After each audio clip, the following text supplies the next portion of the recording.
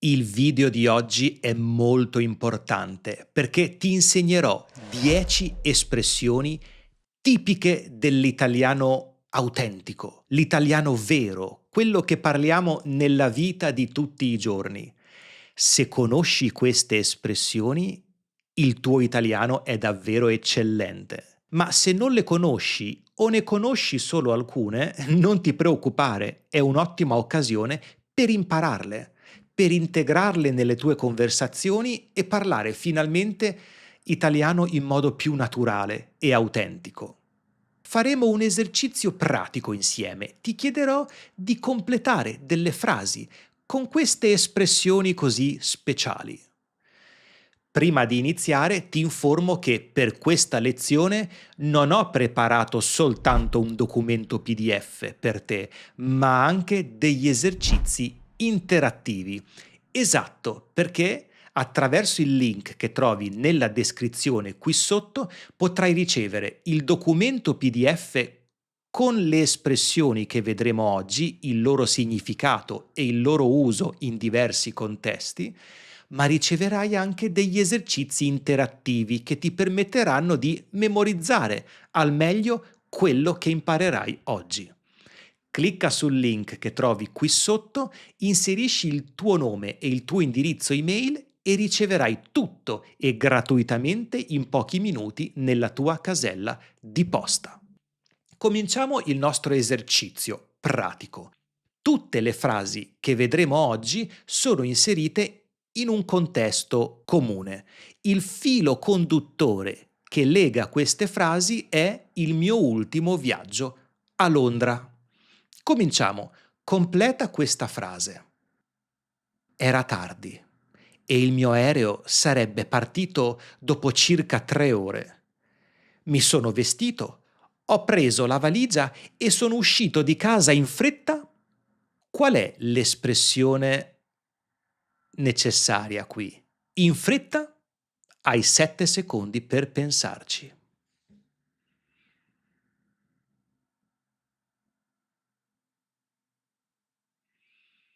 In fretta e furia.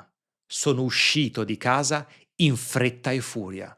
In fretta e furia significa con molta fretta, molto velocemente, con fretta. Per esempio, mi preparo in fretta e furia e vengo da te, con molta fretta. È un'espressione tipica dell'italiano, in fretta e furia. Seconda frase. Fortunatamente sono arrivato in aeroporto in tempo. Ci ho messo, sì, 40 minuti da casa mia. Ci ho messo sì? Cosa? 7 secondi.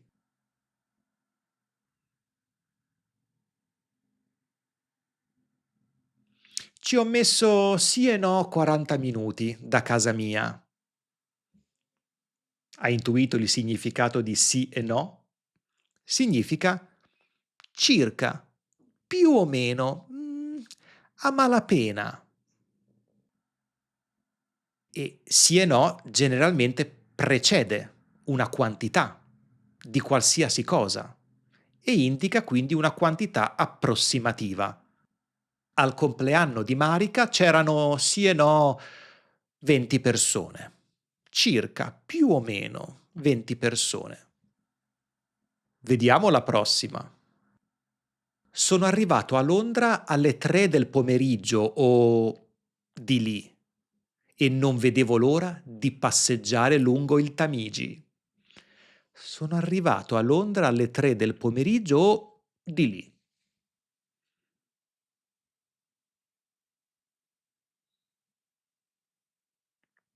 Giù di lì.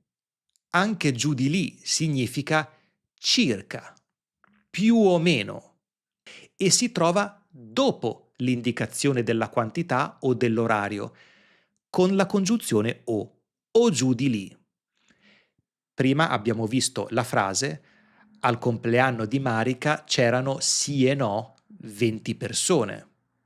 Potremmo dire alla festa di Marica c'erano 20 persone o giù di lì, più o meno. Prossima. Non tornavo a Londra da forse dal 1997. Non tornavo a Londra da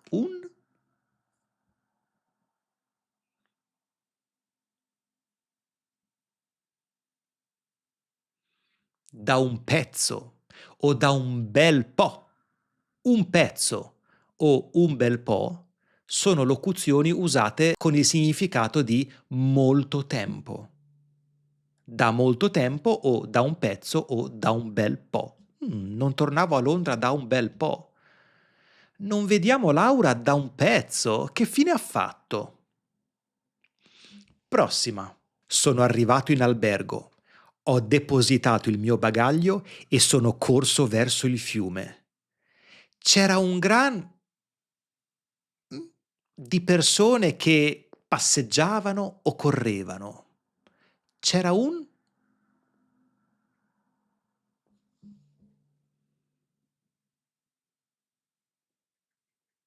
C'era un gran via vai o andirivieni di persone che passeggiavano o correvano.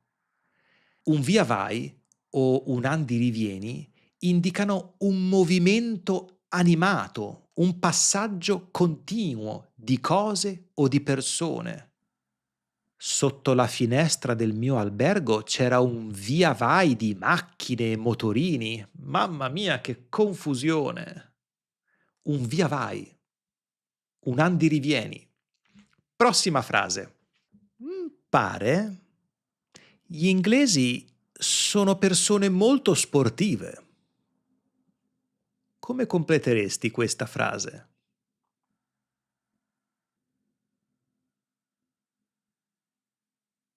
A quanto pare, gli inglesi sono persone molto sportive. A quanto pare significa sembra, apparentemente. Noterai che qui stiamo esprimendo un giudizio, ma non c'è il congiuntivo nella frase. Gli inglesi sono persone molto sportive. Per quanto riguarda il congiuntivo, generalmente noi abbiamo una frase principale con un verbo che richiede il congiuntivo, come penso, sembra, e poi abbiamo una frase subordinata con il verbo al congiuntivo. Penso che gli inglesi siano persone molto sportive. In questo caso, a quanto pare, non è la proposizione principale. La principale è gli inglesi sono persone molto sportive. A quanto pare. E per questo non usiamo il congiuntivo, ma facciamola facile. Quando vedi a quanto pare in una frase non si usa il congiuntivo nella proposizione che l'accompagna. Prossima. Chissà com'è vivere a Londra.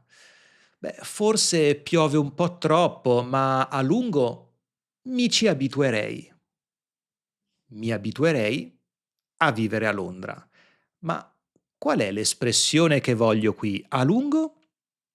7 secondi.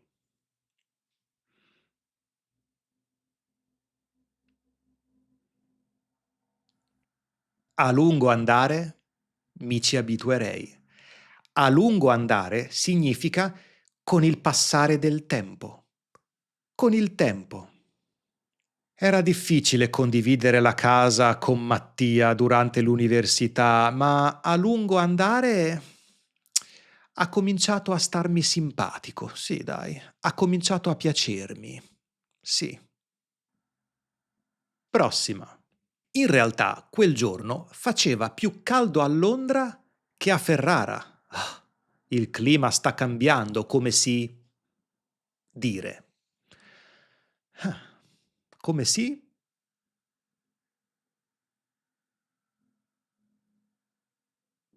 Potresti dire come si usa a dire, ma l'espressione che vorrei oggi è come si suol dire, che in italiano significa come si ha l'abitudine di dire, come si usa dire. Infatti il verbo solere significa avere l'abitudine di fare qualcosa, ma oggi è principalmente usato in questa espressione, come si suol dire, come è abitudine dire. Prossima frase. Finalmente avrei rivisto Stefano e avrei conosciuto Davide. Farò una lunga chiacchierata con loro, questo è fuori, mi sono detto. Farò una lunga chiacchierata con loro, questo è fuori,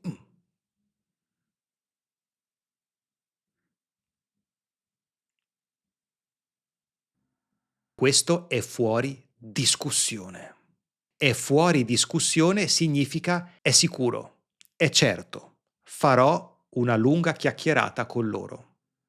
Esiste anche l'espressione è fuori dubbio, con lo stesso significato. Ultima frase. Quanto mi piacerebbe vivere a Londra, che tu... È difficile trovare un appartamento non troppo lontano dal centro? Che tu...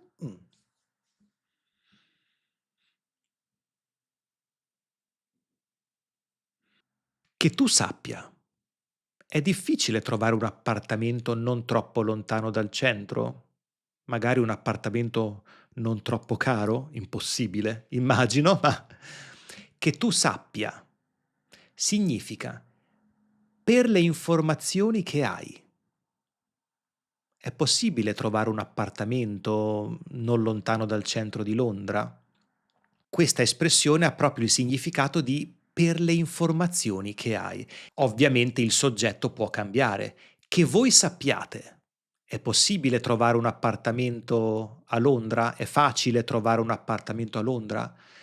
Che io sappia? No. Però provaci.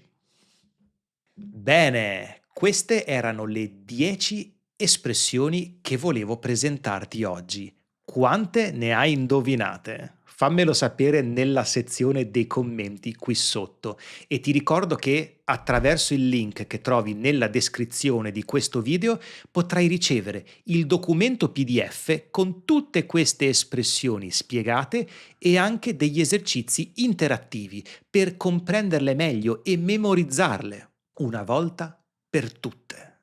E se questo tipo di esercizi ti interessano, ho fatto tantissimi video pratici e quiz su espressioni naturali, espressioni idiomatiche, grammatica, lessico.